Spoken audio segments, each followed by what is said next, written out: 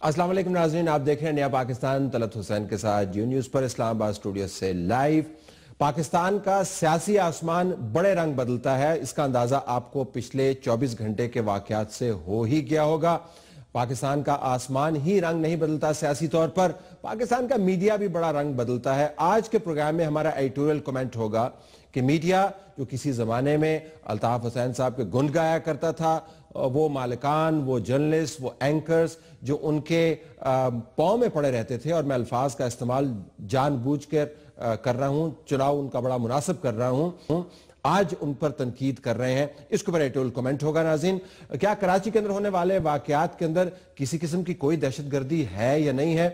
उस वक्त के पुलिस चीफ शुएब सडल से हम बात करेंगे कि कल से लेकर आज तक जो कुछ उन्होंने सुना, क्या उन्होंने जो तहकीक की, जो ऑपरेशन किया, जो मालूमात उन तक पहुंची, उस वक्त क्या उससे मुताबिकत रखती हैं या नहीं।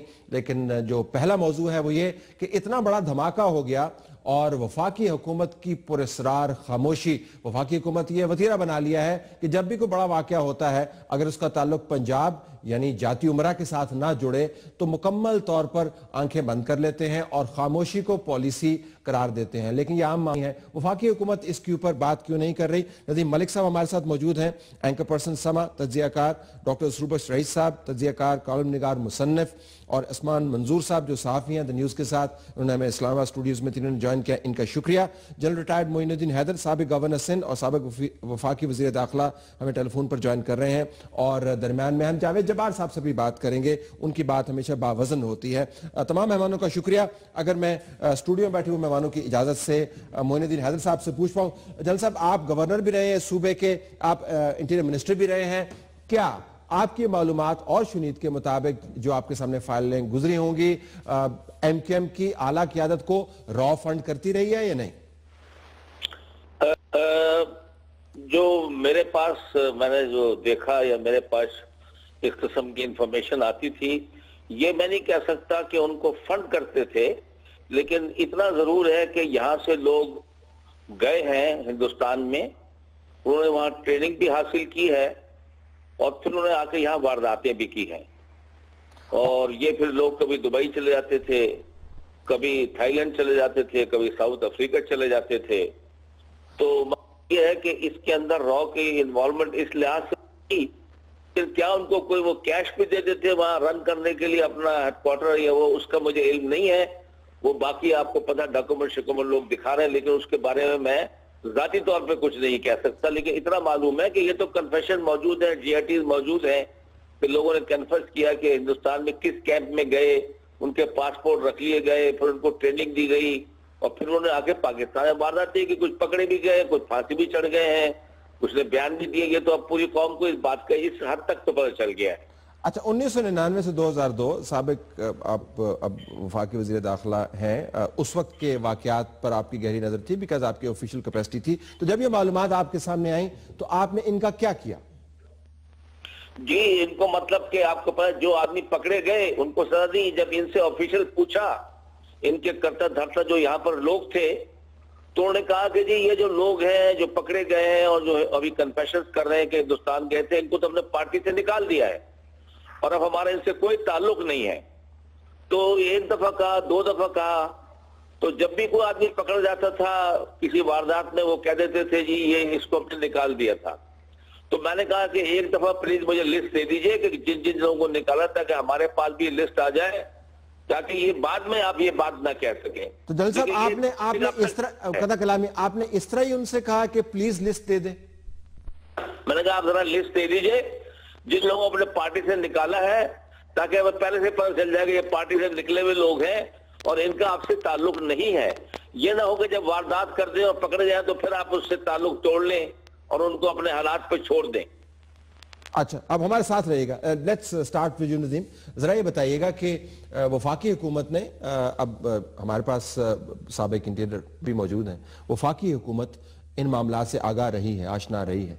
कल से लेकर आज तक आपके पास कोई मालूमात आई हैं कि वफाकी हुकूमत इसके ऊपर परेशान है, सोच विचार कर रही है, कोई पॉलिसी मुरतब कर रही है, या बिल्कुल जिसको वो कहते हैं ठंड प्रोग्राम है? طلعت صاحب ویسے سدا سے وفاق کا رد عمل کچھ ایسا ہی رہا ہے. جس زمانے کی آپ جنرل معین سے بات پوچھ رہے ہیں اس وقت بھی کہا جاتا ہے یہ پلان بی تھا ایم کیو ایم کو جنرل مشرف کے ساتھ شامل ہونا, یہ اولین پلان کا حصہ نہیں تھے, لیکن جب تعداد پوری نہیں ہوئی تو نمبر پورے کرنے کے لیے وہ نیب زادے بھی ساتھ شامل ہو گئے اور ایم کیو ایم بھی ساتھ شامل ہو گئی. یہاں کچھ اور طریقے سے سوچا جاتا ہے, ایم کیو ایم کو ڈرائی کلین کر کے ہم کبھی صاف کر لیتے ہیں, کبھی کہہ دیتے ہیں ہم را ایجنٹ ہیں. کئی مسائل موجود ہیں جو ہم نظر انداز نہیں کر سکتے. کراچی میں ٹارگٹ کلنگ بھی ہو رہی تھی, بھتہ خوری بھی ہو رہی تھی. ایم کیو ایم نے اپنی پریس ریلیز سے کہا کہ 92 آپریشن کے بعد ہمارے لوگ وہاں باہر گئے تھے, کچھ وہاں اگر ایسے لوگوں نے کام کیا تو ہم اسے ڈس اون کرتے ہیں. اس کے بعد آپ کی فیڈرل ایجنسیز کا رول شروع ہو جاتا ہے کہ آپ سفٹنگ کرتے, ایم کیو ایم کی لیڈرشپ کو ساتھ ملاتے, جو لوگ کرائم میں انوالو ہیں ان کو آپ سیپریٹ کر لیتے. ابھی جو معلومات سامنے آئی ہیں, جو الزامات سامنے آئے ہیں, تو وہ تو ایم کیو ایم کی قیادت سے ہی آغاز ہو رہا ہے نا اس کا. یہ ہم بات کریں فٹ سولجرز کی, وہ بات کریں پلانرز کی, وہ کہتے ہیں الطاف صاحب خود چلا رہے ہیں. طلعت صاحب یہ اولین بیان نہیں ہے, یہ سلسلہ شروع ہوگا ڈاکٹر عمران فاروق کی مرڈر انویسٹیگیشن سے, اور جو سٹیٹمنٹس برطانوی پولیس کی یہاں لیک کی گئیں جس نے بھی کی ایم کیو ایم کے اندر سے, اب تو وہ سرفراز مرچنٹ کہتے ہیں کہ ایک ان کے سینئر لوگ انڈائریکٹلی وہ گورنر سندھ کی طرف اشارہ کرتے ہیں. اگر وہ سٹیٹمنٹس بھی درست ہیں تو وہ محمد انور صاحب کی, طارق میر صاحب کے بیانات ہیں, اور اب خود جو سب سے زیادہ جانے جاتے تھے کہ مصطفیٰ کمال الطاف حسین کی جگہ لے سکتے ہیں, اتنا ان کے قریب ہے, وہ سارے الزامات عائد کر رہے ہیں.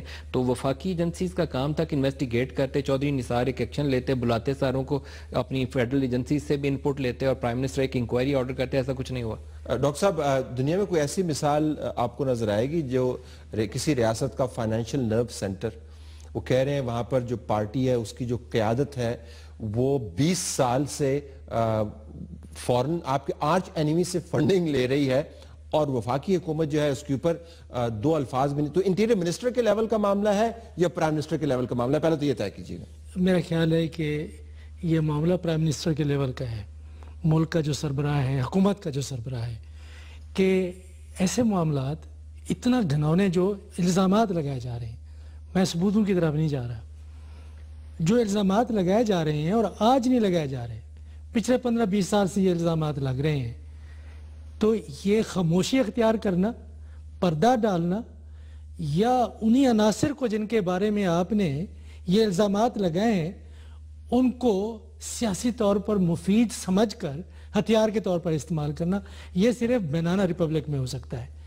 پاکستان ایک طرف سے تو ہم یہ کہتے ہیں کہ مسلمان ممالک میں ایک طاقتور فوجی قوت ہے, واحد مسلمان ملک ہے جس کے پاس ایٹمی ہتھیار ہیں, اور ہم یہ بھی کہتے ہیں کہ ہمارے پاس جمہوریت ہے, اور ہماری سیاسی جماعتیں جمہوریت پر پختہ ایمان اور یقین رکھتی ہیں. یہ تمام کہنے کے باوجود اگر ایسے شواہد موجود ہیں تو کیا صرف مصطفیٰ کمال صاحب کے پاس موجود ہیں, کسی اور کے پاس موجود نہیں ہے؟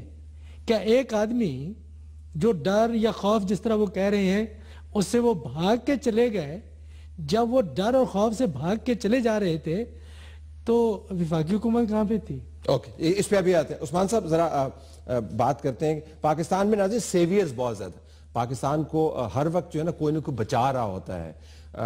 ابھی کل سیویئرز میں 2 کا اضافہ ہو گیا, قائم خانی صاحب اور کمال صاحب, اس سے پہلے الطاف حسین صاحب اپنے آپ کو سیویئرز کہتے رہے, اور بھی بہت سارے ہیں. تو قائم خانی صاحب سے آج سوال پوچھا گیا ہے جی آئی ٹی کے بارے میں, ابھی ذکر ہوا کہ معلومات کیا مصطفیٰ کمال صاحب کے پاس ہیں یا ویسے بھی عمومی معلومات اویلیبل ہیں. تو پہلے ذرا ساؤنڈ سن لیتے ہیں کہ قائم خانی صاحب سے جب پوچھا گیا کہ بلدیہ ٹاؤن کی جو انویسٹیگیشن ہے جی آئی ٹی کے اندر ان کا نام بھی شاید ہے, تو ذرا ان کا جواب سنیے گا. ایک اہم ایشو ہے کراچی میں کہ بلدیہ فیکٹری میں آگ لگی یا لگائی گئی, بلدیہ فیکٹری میں آگ لگی یا لگائی گئی, یا یہ انویسٹیگیشن آفیسر تھوڑی ہے کہ یہ بتائیں گے آپ کو. انٹروگیشن رپورٹ میں سی آئی ٹی سے پوچھا تھا. اگر تم مجھے انٹروگیشن رپورٹ میں میرا نام دکھا دو گے تو پھر جو ہے تم مجھ سے اکیلے ملنا اور رپورٹ لے کر آنا. اس طرح کی رپورٹ میں میرا کوئی نام نہیں ہے. میں پارٹی کا ڈپٹی کنوینر تھا, میں کہیں آگ لگانے نہیں جا رہا تھا, بلکہ لوگوں کو بچانے جاتا تھا. مطلب تو قائم خانی صاحب کون ہے؟ دیکھیں طلعت صاحب, انیس قائم خانی صاحب جو ہیں کل بیٹھے تھے اور کچھ بھی نہیں بولے, خاموش رہے. اور بہت سی چہمگوئیاں ہو رہی تھیں کہ یہ جب بولے تو بہت کچھ بول سکتے ہیں، کیونکہ یہ الطاف حسین صاحب کے بہت قریب رہے ہیں اور یہ ایک ٹارگٹ کلنگ سکواڈ کو ہیڈ کرتے رہے ہیں، ابھی تک 2012-13 تک ہیڈ کرتے رہے ہیں۔ یہ الزامات یہ گوئیاں ہیں، یہ ریومرز ہیں کیا؟ دیکھیں الزامات جو ہیں وہ اس سے بات بہت آگے نکل چکی ہے، کیونکہ بہت سے ٹارگٹ کلرز ہیں، انہوں نے کنفیشنز کی ہیں، اور جو بھی بڑا ٹارگٹ کلر ہے جس کا بڑا نام آیا، آپ اجمل پہاڑی کو دیکھ لیں جس نے 111 قتلوں کا اعتراف کیا، وہ یہ کہتا ہے جی کہ انیس خانی جو ہے وہ ٹارگٹ کلنگ سکواڈ جو تھا وہ ہیڈ کرتا تھا، ہمیں بتاتے تھے اور ہم آگے جا کے اس کو ایگزیکیوٹ کر دیتے تھے۔ آپ عمیر صدیقی جس کا بلدیہ ٹاؤن میں بھی نام آیا وہ بھی یہی کہہ رہے ہیں۔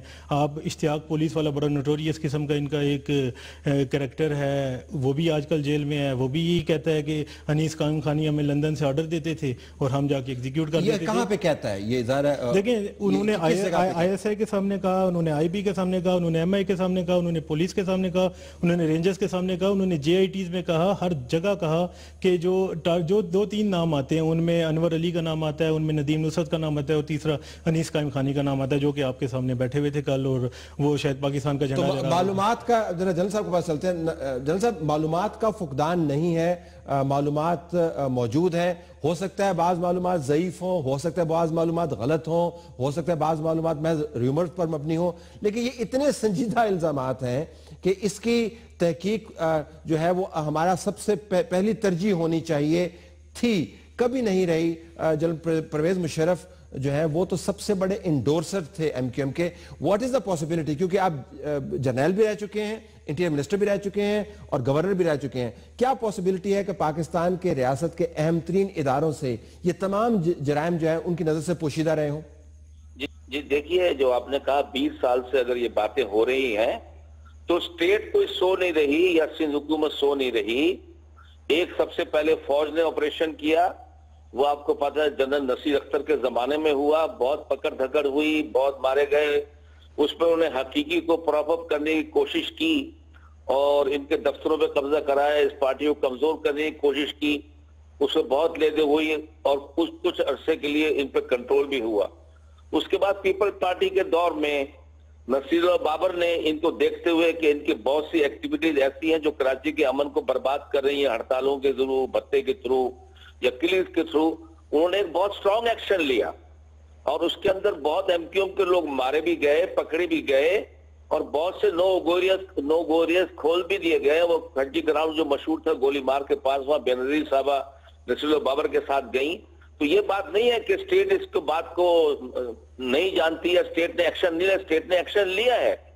بعد میں کوئی حکومت آتی ہے وہ کہتے ہیں کہ ان کو مین سٹریم میں لا کر ہم ان کو ہٹا لیں گے دہشت گردی سے۔ مسئلہ یہی ہے کہ ان کو ووٹ تو ملتا ہے لیکن ساتھ ساتھ یہ کام جو ہے اپنا کلنگ کا، لوگ اس سے پریشان ہیں کہ اس سے کس طرح نپٹا جائے، اور یہ دونوں کام پیرالل چل رہے ہیں۔ یہ باتیں مصطفیٰ کمال صاحب کو پہلے بھی معلوم تھیں، اب انہوں نے جو باتیں اگر کہی ہیں، یہ باتیں تو ہم سب کو معلوم ہے، اب ایک انسائڈر یہ باتیں کہہ رہا ہے تو ظاہر ہے کہ اس پہ تھوڑا وزن اور بڑھ جاتا ہے۔ اچھا میں ذرا جاوید جبار صاحب سے میں آپ سے اجازت لوں گا، میں جی بہت شکریہ آپ کا جنرل صاحب۔ جاوید جبار صاحب کے پاس وقت کم ہے، ہم ان سے ذرا ایک آبزرویشن لینا چاہتے ہیں۔ جاوید صاحب السلام علیکم۔ السلام علیکم جی بہت شکریہ۔ ذرا یہ جو ہمارے ارد گرد جو ہے جو افراتفری پھیلی ہوئی ہے کل سے، اس کو آپ سم اپ تو کر کے بتائیے ہو کیا رہا ہے؟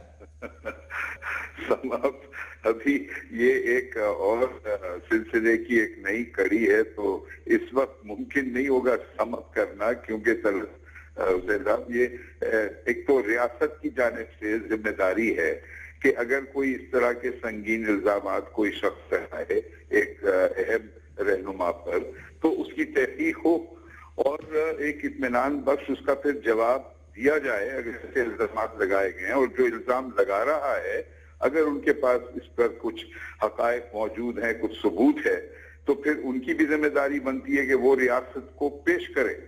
ادروائز یہ سیاسی گفتگو کی کشیدگی کا ایک حصہ بن جاتا ہے، نہ کہ کوئی سنگین الزامات کو کسی کے اوپر لگانا، because you can hurl accusations left, right and center۔ اور واقعی میں جیسے معین حیدر صاحب نے کہا اس کے بارے میں بڑے عرصے سے خدشات تھے، لیکن یہ بڑے سنگین ہیں۔ these are charges which deserve، جن کا یہ حق بنتا ہے پبلک کا کہ حقائق معلوم کیا جائے اور سچ پیش کیا جائے، جس حد تک سچ تلاش کرنا ممکن ہو. اور اس وقت تک گزارش ہے کہ ذرائع ابلاغ کی جانب سے بھی اس کو اتنا سنسنی خیز انداز نہ دیا جائے. وقتاً فوقتاً ہر سیاسی جماعت میں اختلاف ہوتا ہے، کچھ لوگ الگ ہو جاتے ہیں، کچھ الزامات لگاتے ہیں، لیکن جب تک یہ اگر کوئی کرمنل الزامات کا ایک ہوتا ہے سیاسی اختلاف، اگر آپ کسی پالیسی پہ اختلاف کرتے ہیں تو وہ ٹھیک ہے، لیکن جہاں جرائم کا سوال آ جاتا ہے تو پھر فرض بنتا ہے جو شخص الزام لگا رہا ہے، جس پر الزام لگ رہا ہے، اور ریاست کے وہ ادارے جن کی ذمہ داری ہے کہ اس پر تحقیق کریں. جاوید صاحب آپ کو بہت شکریہ. چلتے چلتے میں صرف اتنا کہتا چلوں کہ ذرائع ابلاغ کس پریس کانفرنس کو کتنا دکھاتے ہیں، یہ بھی ایک بڑا زبردست ڈسکشن کا پلان ہے. ہم اس کے اوپر کبھی آئیں گے، پروگرام اس کے اوپر کریں گے. آپ کا بہت شکریہ. ندیم، تو آپ نے سیاسی مقدمہ ہے پھر یہ ایم کیو ایم کے خلاف بلڈ کیا جا رہا ہے؟ کیونکہ اگر قانونی مقدمہ ہوتا federal government would have jumped into action by now، کیونکہ اتنی معلومات، اتنی گواہان موجود ہیں اور پرانا تھدہ ہے باقاعدہ معلومات کا، لیکن وفاقی حکومت کے اوپر ٹس سے مس نہیں ہوئی. تو یہ سیاسی طور پر سارا جوڑ توڑ ہو رہا ہے. 2-3 چیزیں ہیں طلعت صاحب. ایک تو جے آئی ٹیز جس کا عثمان نے حوالہ دیا، بہت ساری ڈاکٹر ذوالفقار مرزا نے پبلک کر دی تھی، کچھ ویڈیوز بھی انہوں نے پبلک کی تھیں. اس کے علاوہ ایک وہ لیٹر ہے جو ایم کیو ایم کے چیف الطاف حسین صاحب نے 10 ڈاؤننگ اسٹریٹ کو لکھا تھا، وہ اوون بینٹ جونز کی سٹوری کے اندر اس کی سٹوری کا حصہ ہے. انہوں نے بولا ہوا ہے کہ ہم نے وہ ایکٹ ٹو انفارمیشن کے تحت اس کی تصدیق لی ہوئی ہے، وہ لیٹر بھی درست ہے. ہمارے ہاں ایک منی لانڈرنگ کی انویسٹیگیشن ہو رہی ہے. سرفراز مرچنٹ نے جو ایلیگیشن لگایا تو انٹیریئر منسٹر نے کہا میں نے کمیٹی بنا دی، اس میں چلے جائیں. لیکن یہاں پولیٹیکل پارٹیز، جو آپ کا آرڈیننس ہے، جو پولیٹیکل پارٹیز ایکٹ ہے، اس کے اندر کچھ پابندیاں ہیں جماعتوں کے اوپر. وہ رول بن جاتا ہے جہاں وفاق کو میرے خیال میں انیشیٹو لیتے ہوئے ایک بگر انکوائری آرڈر کرنی چاہیے. اور اگر پارٹیز کے اندر ایسے مسائل موجود ہیں، ہٹ کرنے کی کوشش نہیں کرنی چاہیے، کیونکہ ایم کیو ایم ریالٹی ہے. کراچی اور سندھ کے اربن ایریاز میں وہی جیتے ہیں. آپ نے ابھی این اے 246 میں زور لگا کے دیکھ لیا تھا، پی ٹی آئی والوں نے برے طریقے سے پٹے، تو اس کا مطلب ہے ووٹ موجود ہے. تو لیکن اگر پارٹی کے اندر مسائل ہیں تو اس کا حل یہ ہے کہ آپ ایک جوڈیشل بطور ووٹر فیکٹ فائنڈنگ ضرور کریں. میں تو آخری آدمی ہوں گا بطور ووٹر جو کہوں گا کہ ووٹ کا احترام نہ کریں، لیکن ہمیں تاریخ سے بھی نظر نہیں ہٹانی چاہیے. ووٹ کا ہونا اور ووٹ کے نام کے اوپر دہشت گردی کرنا یا ریاستوں کو تہس نہس کرنا، یہ بھی ہم نے ہوتے ہوئے رسپانسبلٹی ہے، یہ ہم نے ہوتے ہوئے دیکھا ہے. That's what fascism was all about، کہ وہ ووٹ کے ذریعے آتے تھے لیکن آکے کرتے کی طرح چلاتے ہیں نا. اس کا جو طریقہ ہے دنیا میں وہ یہ ہے کہ ووٹ میں جانے سے پہلے آپ کوئی فیصلہ کریں ان کے بارے میں کہ کیا ان کو انتخابات میں حصہ لینا چاہیے یا نہیں لینا چاہیے، ان کو حق پہنچتا ہے یا نہیں پہنچتا ہے. یہی ہم نے عوامی لیگ کے ساتھ کیا کہ ہم نے یہ مان لیا کہ آپ ایک لیجٹیمیٹ فورس ہیں، آپ کے مطالبات درست ہیں.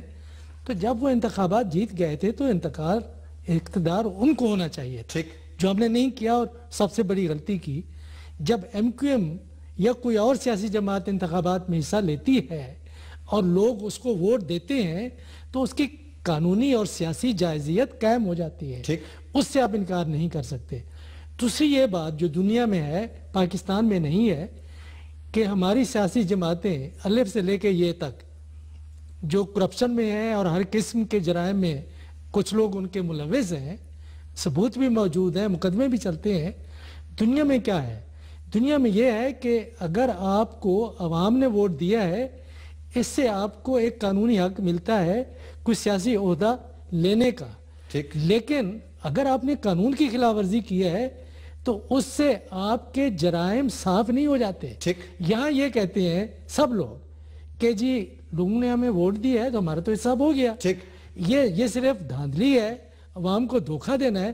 تو قانونی معاملات کو علیحدہ چلانا چاہیے اور سیاست کو علیحدہ چلانا، لیکن ترتیب درست کرنی چاہیے. اس تمام تناظر میں عثمان یہ جو جی آئی ٹیز ہیں، یہ جو بات چیت چل رہی ہے، الزامات کل بھی آپ بیچ میں کل والے بھی ڈال دیں، ان کی پھر کیا حیثیت رہ جاتی ہے؟ اگر کسی نے انویسٹیگیٹ کرنا ہو تو پھر کس لیول کے اوپر انویسٹیگیشن ہوگی؟ ریاستی اداروں نے ہی یہ جی آئی ٹیز بنائی ہیں تو ریاست کے پاس معلومات بھی موجود ہوں گی.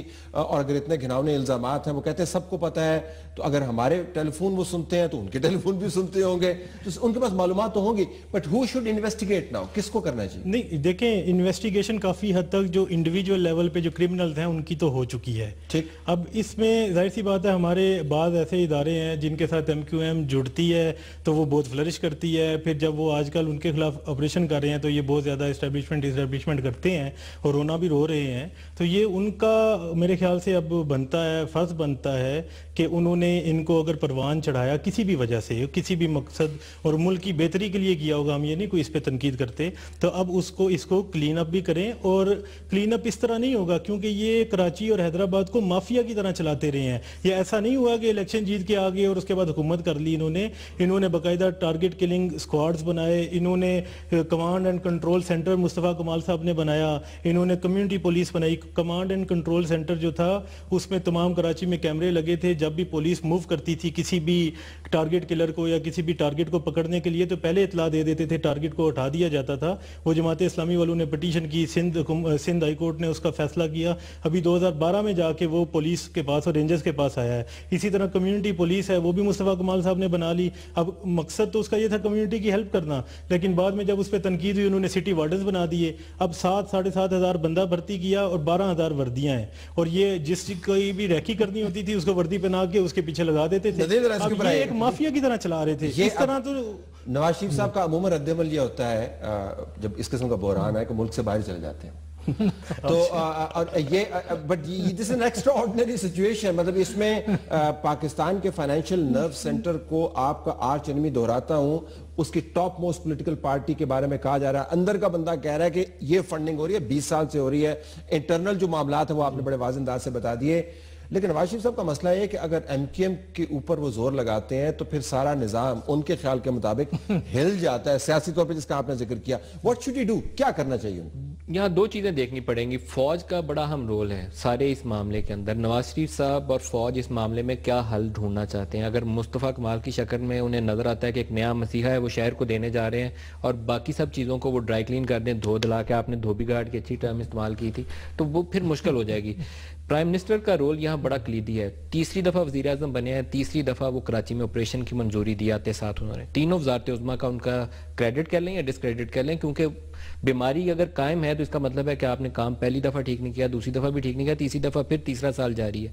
اب آپ کو حل ڈھونڈنا ہے, اور حل یہ ہے کہ اس وقت بہت سے مسئلوں پہ ہمارے دونوں شریفین اکٹھے بیٹھتے ہیں, تو ان دونوں شریفین کو طے کرنا پڑے گا کہ کراچی کا اگر پرماننٹ سٹیبلٹی چاہیے تو پرماننٹ سٹیبلٹی اس طرح آئے گی کہ جو بنیاد ہے خرابی کی اس کو آپ جڑ سے واقعی اکھاڑ پھینکیے. یہ نہ کریے کہ جڑ ادھر سے نکالیے اور دوسری جگہ سو کر دیجیے, کل وہ اور بڑھ جائے گی.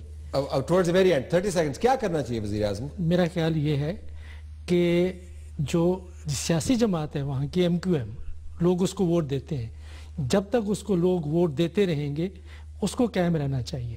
لیکن جو بات میں نے پہلے کہی کہ اس میں کوئی بھی فرد جو بھی اس کا عہدہ ہے کسی بھی جرم میں ملوث ہے اس کے خلاف کارروائی کرنا حکومت کا فرض ہے, ذمہ داری ہے.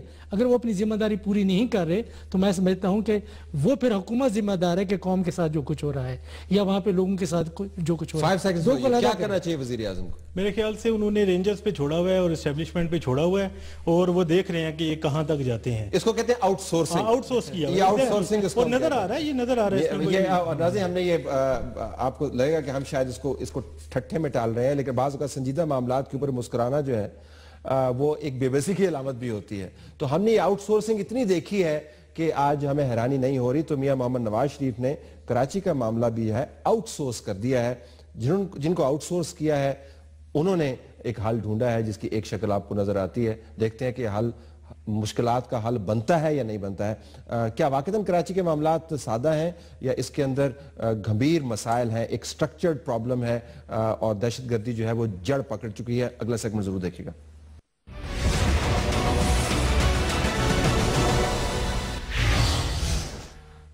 کراچی میں دہشت گردی کون جانے گا اس کی حقیقت؟ ان سے بہتر ڈاکٹر محمد شعیب سیڈل, سابق ڈائریکٹر جنرل انٹیلیجنس بیورو اور سابق انسپیکٹر جنرل سندھ, جنہوں نے کراچی کے اندر آپریشن کیا اور اس کے نتائج اس وقت منہ چڑھ کر بولے, سر چڑھ کر بولے. بہت شکریہ آپ نے ہمیں جوائن کیا. ڈاکٹر صاحب ذرا یہ بتائیے گا کہ جب آپ آپریشن کر رہے تھے, ذرا انٹیلیجنس بیسڈ آپریشن ہوں گے, تو کراچی کے اندر جو اسٹرکچر آف ٹیرر ہے وہ کیا ہے اور کون چلاتا ہے اس وقت؟ آپ نے کیا ڈسکور کیا؟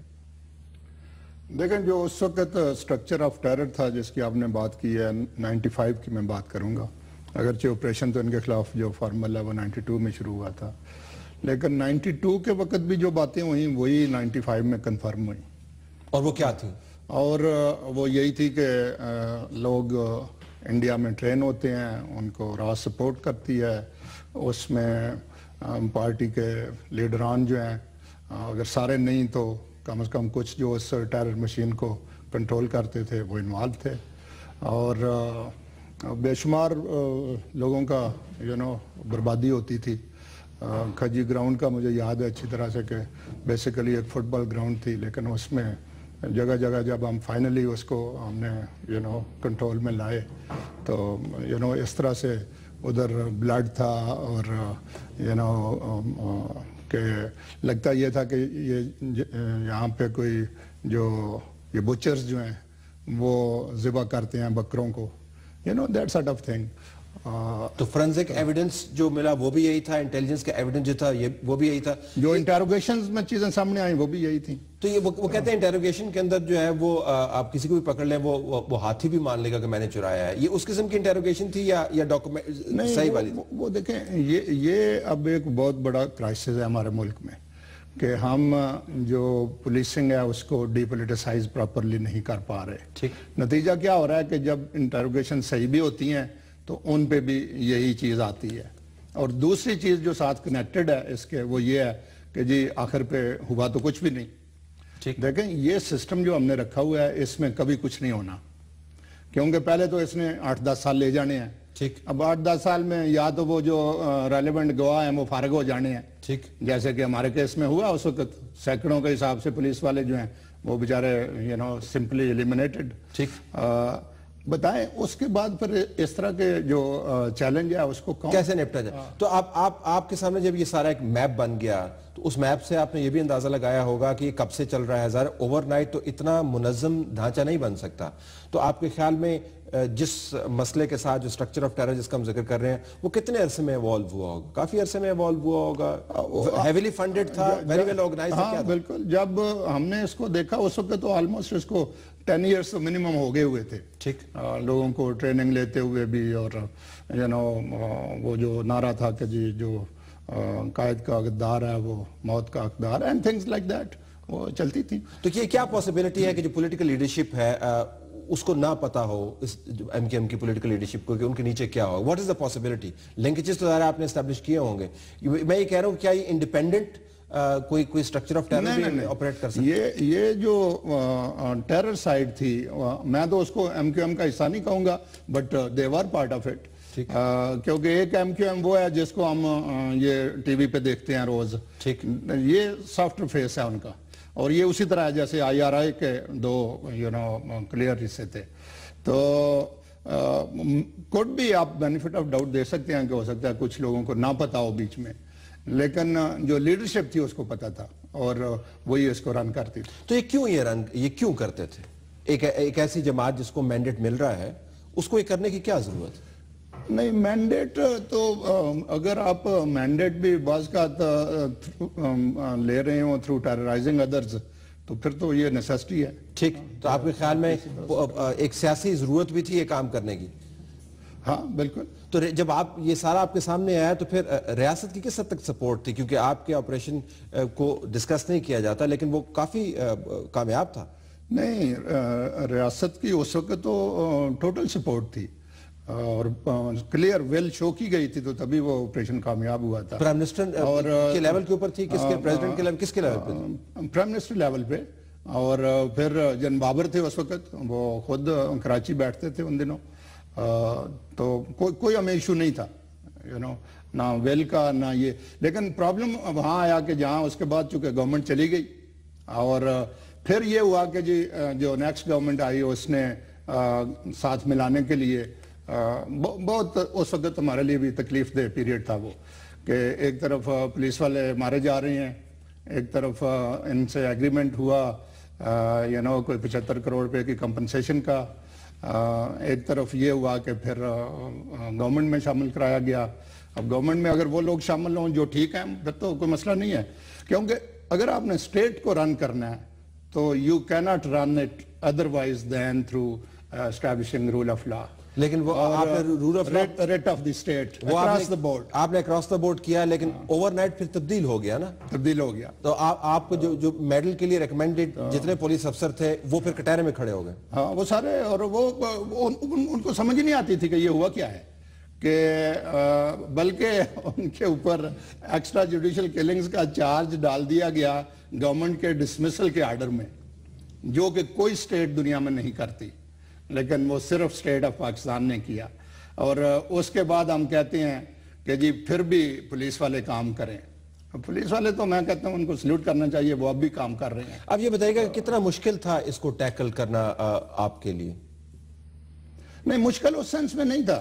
بگ چیلنج، کیونکہ وہ ریاست باز کہتی ہے یہ اتنا بڑا مسئلہ ہے، اس کو اگر ہم نے ہاتھ لگایا نا تو ریاست کی جڑیں ہل جائیں گی، اس قسم کا مسئلہ؟ نہیں، جڑیں بالکل کچھ ہلنے والی نہیں ہے. دیکھیں جب میں گیا ہوں تو یس اس وقت یہ حالت تھی کہ پولیس والوں نے وردیاں پہننی چھوڑ دی ہوئی تھیں، تھانے پبلک کے لیے کلوز ہو چکے تھے اور لمبے بال رکھے ہوئے تھے، یہ حالت تھی. تو لیکن جب ان کو کہا کہ دیکھو بھائی یہ you are meant for this, اور اگر آپ نے نہیں کرنا تو کس نے کرنا ہے، تو دے ڈیلیورڈ، دے ڈیڈ اٹ. لیکن جو ان کے ساتھ ہوئی بعد میں، اس کے بعد ابھی تک جو وہ جتنا بھی کر رہے ہیں، میں سمجھتا ہوں کہ ان کی بڑی ہمت ہے. یہ بتائیے گا اس وقت سے لے کر اب تک جو پرابلم ہے، بیچ میں ظاہر ہے جنرل پرویز مشرف کا ڈیکیڈ ہے، پولیٹیکل گورنمنٹس آئی ہیں، انہوں نے سائن اپ کیا ہے ان تمام کمپرومائزز کے اوپر جس کا نتیجہ ہم اب بھگت رہے ہیں. اب پرابلم آپ کے خیال میں اس کا سکیل بہت بڑھ گیا ہے جب آپ دیکھتے ہوں گے منظرنامے کو کراچی کے، یا ابھی بھی مینیجیبل ہے؟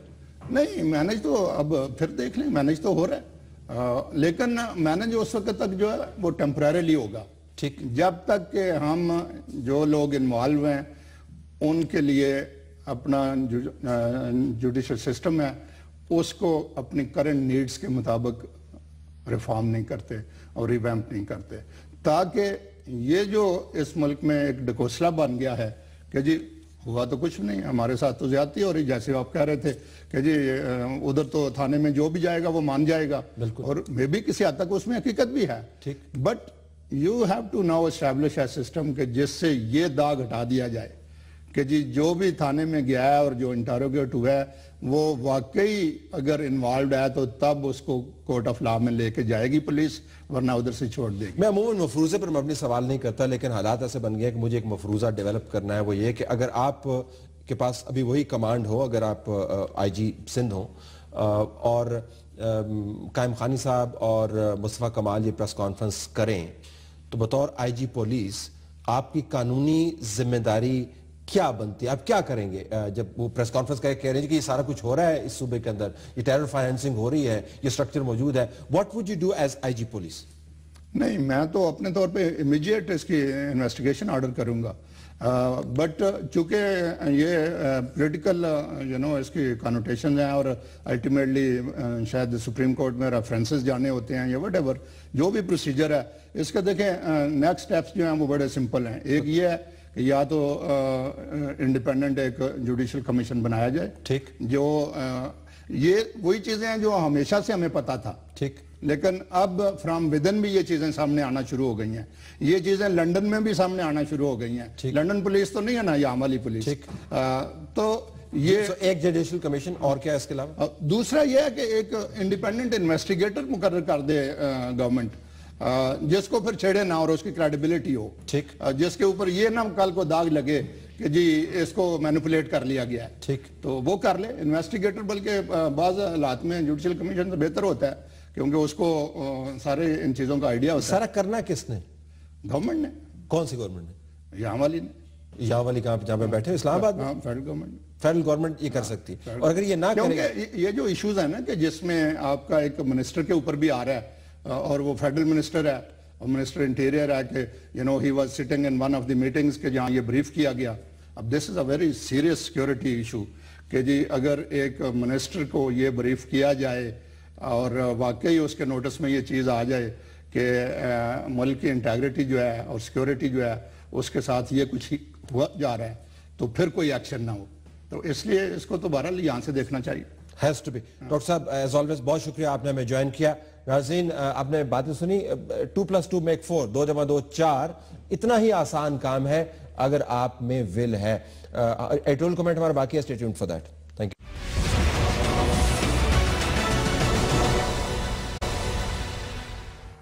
السلام علیکم ناظرین, اب چلتے ہیں ہم اپنے نقطے کی طرف, اہم نقطے کی طرف. اہم نقطے کا تعلق پاکستان کے اندر قانون کی حکمرانی اور میڈیا کے کردار سے. ابھی آپ ایک خبر دیکھ رہے ہوں گے کہ راولپنڈی کے ایک محلے کے اندر پولیس نے پتنگ بازی کے خلاف اپنی مہم کا آغاز کیا اور ایک چھوٹا بچہ پولیس سے جان بچاتا ہوا چھت سے گر کر ہلاک ہو گیا. قانون بچوں کے حوالے سے تو بڑا تگڑا ہے, لیکن جو ریاست کی جڑیں ہلاتے ہیں اس کے اوپر وہ مکمل طور پر خاموش ہوتا ہے. میڈیا کی حالت بھی کچھ ایسی ہی ہے. جب زوراور اوپوننٹ سے مقابلہ ہوتا ہے تو عموماً ہمیں نظر آتا ہے کہ میڈیا بیک فٹ کے اوپر ہوتا ہے, لیکن اس کی ایک وجہ ہے. اس کی وجہ یہ ہے کہ میڈیا ریاست کے تحفظ کے بغیر آپریٹ نہیں کر سکتا. جب ریاست ان ریاست کی جڑیں کو ہلانے والوں کے ساتھ ہاتھ ملاتی ہے تو میڈیا ایک خاص حد سے آگے آواز بلند نہیں کرتا. کل سے لے کے اب تک آپ نے ایم کیو ایم کے حوالے سے جو باتیں سنی ہوگی, بہت سارے ایسے نقاد جو کل تک تعریف کرتے تھے, دستار بندی کرتے تھے الطاف حسین صاحب کی, گھگیا کے ان کے انٹرویوز کرتے تھے اور آن ایئر ایسی چاپلوسی کرتے تھے کہ شاید آواز بند کرنے کے باوجود بھی ان کی آواز لوگوں تک پہنچ جاتی تھی. آج کل وہ بڑے سورما بنے ہوئے ہیں اور تنقید کر رہے ہیں. جو مالکان ہیں میڈیا کے, ان کی بھی حالت کوئی زیادہ مختلف نہیں ہے. پہلے تقاریر سنوا کر لوگوں کو پریشان کرتے تھے اور اب مکمل طور پر قدغن ہے, کوئی آواز بھی نہیں نکلتی. مشکل حالات ہیں. ریاست جب ایک فیصلہ کر لیتی ہے تو میڈیا خاص حد سے آگے جا کر اس فیصلے کو چیلنج نہیں کر پاتا. لیکن آج جب دوسرا گروپ مسیحا کے طور پر سامنے آ رہا ہے تو ہمارا تو مشورہ یہی ہوگا, خود کو بھی اور اپنے دوسرے کولیگز کو بھی, کہ میانہ روی اختیار کریں. کہیں یہ نہ ہو کہ پرانے کاموں کے معاملات جو ہیں وہ آنے والے دنوں میں ہمارے گلے میں پڑ جائیں. ہمیں ریاست کی پالیسی کے اوپر نظر رکھنی ہے, ایک اچھے انداز سے, مثبت انداز سے تنقید کرنی ہے. کسی کا جو ڈرم بجانے والا ہے, ڈھنڈورچی ہے, وہ ہم کو نہیں بننا. اگر آج ہم وہ کام کریں گے تو کل کو یہ ہمارے لیے بہت بڑے مسائل پیدا کر سکتا ہے یہ معاملہ. تو میانہ روی اختیار کریں, پروفیشنل اپنا جو ایتھوس ہے اس کو ہاتھ سے نہ جانے دیں. ہماری طرف سے یہی کچھ, اجازت چاہتے ہیں. اللہ حافظ.